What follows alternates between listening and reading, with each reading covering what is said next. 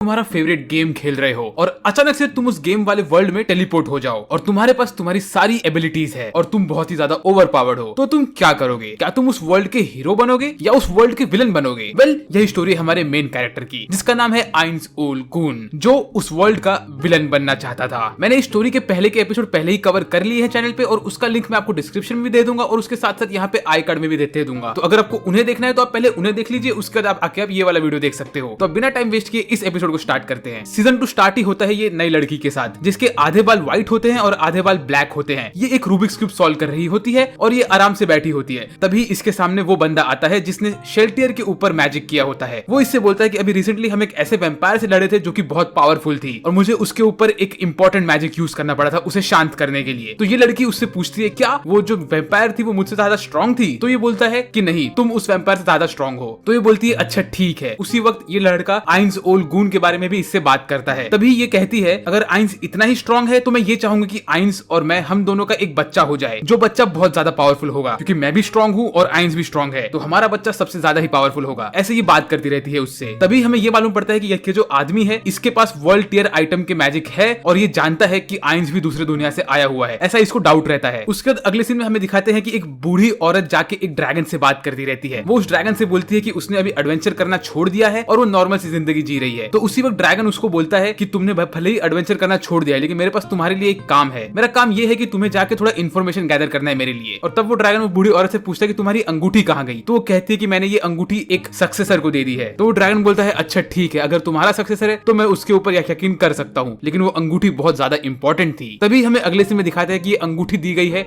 गाजेफ स्टर्नॉफ को और गाजेफ यहाँ पे अपने किंग के साथ होता है और वहां पे एक डिस्कशन चल रहा होता है वॉर को लेके। उसके बाद किंग और गाजेफ दोनों ही वो रूम से बाहर निकलते हैं और बातें करते रहते हैं। तभी ही उनका किंग बोलता है कि मैं जानता हूँ गाजेफ कि तुमने अभी अभी वॉर में लड़े हो और तुम्हारे पास बहुत कम सोल्जर्स थे, इसी वजह से तुम वो वॉर में हार भी सकते थे, ये मेरी गलती थी, इसीलिए मैं तुम्हें और बहुत सारे सोल्जर्स देने वाला हूँ। और तभी किंग की बेटी वहां पे आ जाती है जो कि प्रिंसेस होती है। ये तो नॉर्मल सी बात है यार। उसके बाद प्रिंसेस से किंग बात करता है, बोलता है कि तुम क्या कर रही हो? तो प्रिंसेस ज्यादा बात नहीं करती है उससे, बोलती है कि मैं बस जाती हूँ लॉन में, मेरा वॉकिंग का टाइम है ये। तो वो लॉन में चली जाती है उसके अटेंडी के साथ। उसके बाद किंग गाजेफ से बोलता है कि मुझे इस आइन ओल गून से मिलना है क्योंकि इन्होंने तुम्हारी जान बचाई थी, तो मैं इनसे मिलकर इन्हें थैंक्स बोलना चाहता हूँ। तो गाजेफ बोलता है कि आइंस ओल गून तो बहुत अच्छे इंसान है, वो डेफिनेटली आपसे मिलना चाहेंगे। उसके बाद अगले सीन में हमें दिखाते हैं कि आइंस मोमोन बना हुआ रहता है और वो अपने एक एडवेंचर पे होता है। वो एक क्वेस्ट पूरा कर रहा होता है। वो एक बड़े से चिपकली जैसे ड्रैगन के ऊपर हमला कर रहा होता है और उसे खत्म करने की कोशिश करता है वो। इसके साथ साथ उसके पास नाबेर भी होती है और उसके साथ होमुस्के भी होता है उसके साथ। वेल, स्टोरी में आगे बढ़ने से पहले मैं आपसे बस ये कहना चाहता हूँ कि अगर आपको वीडियो देख के मजा आ रहा है तो प्लीज आप वीडियो के नीचे कमेंट करिए, क्योंकि आप जितना कमेंट करेंगे वीडियो के नीचे उतना ही यूट्यूब वीडियो को ज्यादा प्रमोट करेगा और उससे चैनल का थोड़ा ग्रोथ भी अच्छा हो जाएगा। तो मैं आपसे बस यही एक रिक्वेस्ट चाहता हूँ कि आप वीडियो को लाइक करिए और कमेंट करिए नीचे। आप कुछ भी कमेंट कर सकते हो, मुझे हाई भी बोल सकते हो। अगर आप हाई बोलोगे तो मैं डेफिनेटली रिप्लाई करूंगा। वेल, अब बढ़ते हैं अपनी स्टोरी की तरफ। उसके बाद आइंस टेलीपोर्ट करता है और वो जाता है नाजारिक की तरफ। वहां पे वो मारे से मिलता है और उससे बात करता है, उससे पूछता है कि काम कैसा चल रहा है और मारे बोलता है काम बराबर चल रहा है। उसके बाद आइंस मारे से उसका टेलीपोर्टेशन वाला रिंग लेता है और टेलीपोर्ट करता है अपने रूम में, क्योंकि उसे मिलना होता है अल्बेडो से। फिर जैसे ही वो अपने रूम में जाता है तो देखता है कि वहां पे अल्बेडो पहले से ही बैठी होती है और अल्बेडो आइंस को देख के बहुत ज्यादा खुश हो जाती है। अल्बेडो आइंस थोड़ी प्यार भरी बातें करने की कोशिश करती है लेकिन आइंस उसे शांत कर देता है। उससे कहता है कि पहले तुम काम की बात करो, उसके बाद हम सब फिजूल बातें करेंगे। असल में यहाँ पे आइंस खुद एम्बैरेस हो जाता है। वो अपने मन में सोचता है कि मैंने मेरी रियल जिंदगी में कभी किसी लड़की से बात किया ही नहीं, तो मैं अब अल्बेडो से कैसे बात कर सकता हूँ? मेरे पास कुछ है ही नहीं बात करने के लिए। वेल, इसमें नुकसान तो असल में आइंस का ही है। उसके बाद आइंस अपने थ्रोन पे बैठता है, अल्बेडो से बातें करता रहता है और वो तभी एक पोटली खोलता है और उसमें से वर्ल्ड का मैप निकालता है और बोलता है कि ये मैप मुझे इरेंटल से मिला है। उस मैप में वो हर एक जगह दिखाता है अल्बेडो को और बोलता है कि ये पूरा वर्ल्ड का मैप है, हमें ये जगह पे जाना है और यहाँ पे ये टेरिटरी है। वो अल्बेडो को दिखाता है लिजर्डमैन वालों का ट्राइब और कहता है कि ये हमारा नेक्स्ट टारगेट होने वाले हैं, मुझे इनके साथ एक अलायंस बनाना है, तो उसके लिए मुझे शायद घी को टेढ़ी उंगली से निकालना पड़ेगा। उसके साथ ही साथ वो बोलता है कि इरेंटल के आगे गए हैं सेबस और सॉल्यूशन और इन्फॉर्मेशन गैदर करने के लिए, और उसने डेम्यूज को भी एक जगह पे भेजा रहता है इन्फॉर्मेशन गैदर करने के लिए और अपना काम करने के लिए। मीनवाइल आइंस ने उसके एक अनडेड सोल्जर को काम दिया होता है कि वो एक डुप्लीकेट नाजारिक बनाए जस्ट डिफेंस के लिए। तो वो बंदा यहाँ पे उसका काम करता रहता है बाकी सब गोलम्स के साथ और इनके ऊपर ध्यान देती रहती है। और फिर एक मॉन्स्टर से बात करती ही रहती है कि तभी उसके खाने का समय हो जाता है, तो वो जाती है और आराम से अपना खाना एंजॉय करती रहती है। फिर उसके बाद अगले सीन में हमें दिखाते हैं कि अल्बेडो से वापस से आइंस एक क्वेश्चन पूछता है। वो उससे पूछता है कि अल्बेडो तुम्हें क्या लगता है कि कौन सा नेशन हमारे ऊपर अभी अटैक करने की सोच रहा होगा? तो तभी अल्बेडो उससे बोलती है कि इसका तो मुझे ये लग रहा है कि ये वही नेशन होगा जिसके ऊपर आपने पहले अटैक किया था। तो वो बोलता है हाँ तुम तो सही बोल रही हो। उसके बाद आइंस अल्बेडो से पूछता है कि शेल्टियर शेल्टियर कैसी है। तो अल्बेडो कहती है कि शेल्टियर वैसे फिजिकली तो ठीक हो गई है बट इमोशनली वो बहुत ही ज्यादा दुखी है, क्योंकि उसे लग रहा है कि उसने आपको धोखा दिया था, इसीलिए वो अभी पब में बैठी है और वो अल्कोहल पी रही है और खुद को शांत करने की कोशिश कर रही है। फिर अगले सीन में हमें दिखाते हैं कि शेल्टियर सही में यहाँ बैठी होती है और वो अल्कोहल पी रही होती है, लेकिन वो कहती है कि उसको अल्कोहल का असर हो ही नहीं रहा है क्योंकि शेल्टियर एक वैम्पायर है और उसके ऊपर पॉइजन का कोई असर होता ही नहीं है। वेल तभी यहाँ पे एक पेंगुइन भी आता है, वो शेल्टर को थोड़ा ठंडा करने की कोशिश करता है लेकिन शेल्टर उसे भाव देती ही नहीं है। फिर आइंस अल्बेडो से कहता है कि इसमें शेल्टर की कोई गलती थी ही नहीं, उसे ऐसा नहीं सोचना चाहिए कि उसने हमें धोखा दिया है, मैंने कंसिडर किया ही नहीं था कि इस दुनिया में भी वर्ल्ड क्लास आइटम हो सकते हैं। तो फिर अल्बेडो कहती है सर आपकी बात तो सही है। तभी आइंस अल्बेडो से पूछता है कि अल्बेडो तुम मुझे बताओ कि मुझे क्या करना चाहिए कि वो करने के बाद शेल्टर ठीक हो जाए। तो अल्बेडो कहती है कि आपको ना शेल्टर को एक बार पनिशमेंट दे देना चाहिए, तो उससे शेल्टर का मन भी हल्का हो जाएगा। तो आइंस बोलता है तुमने ये मुझे बहुत अच्छी चीज सजेस्ट की है, मैं ऐसा ही करूंगा। उसके बाद आइंस जाता है कोक्यूटस से मिलने, वो कोक्यूटस से मिलता है और उससे हालचाल पूछता है और उसे उसके काम पे लगा देता है। फिर आइंस अल्बेडो से कहता है कि अभी मुझे थोड़ा काम है, मोमोन बन के मुझे थोड़े क्वेस्ट कंप्लीट करने हैं, मैं वो करके आता हूँ, तब तक तुम यहाँ की निगरानी करना। फिर अगले सीन में हमें दिखाते हैं कि दो लिजर्डमैन एक दूसरे से बातें करते रहते हैं और वो लोगों ने फिश का फार्मिंग किया होता है। उसमें से ये वाला लिजर्डमैन है असल में इसको इसके क्लैन से इसका बहिष्कार कर दिया रहता है, क्यों? क्योंकि इसने पहले ही क्लैन को एक बार छोड़ दिया होता है, इसी वजह से इसके सीने पे एक मार्किंग भी होती है। ग्रीन वाला लिजर्डमैन जैसे ही अपने विलेज में जाता है अंदर, तो वो देखता है कि आसमान में काले काले बादल आ जाते हैं और उसमें से निकलता है एक अजीब सा शैतानी एबोमिनेशन जो असल में होता है आइंस का ही एक मैसेंजर। वो इनको मैसेज